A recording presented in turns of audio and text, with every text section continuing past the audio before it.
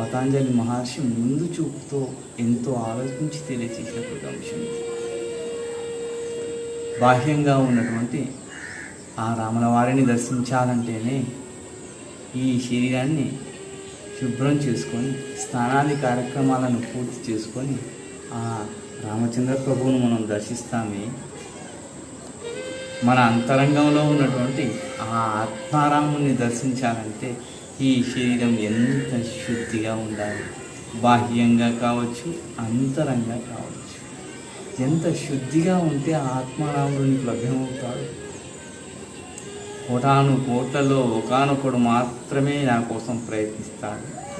అట్లా ప్రయత్నించిన వారిలో ఒక్కనికి మాత్రమే నేను లభిస్తాను అన్నాడే ఆ శ్రీకృష్ణ పరమాత్మ. నాయన, నీవు ఆత్మారాముణ్ణి దర్శించుకోవాలంటే నీ దేహం అనేటువంటి దేవాలయంలో ఉన్నటువంటి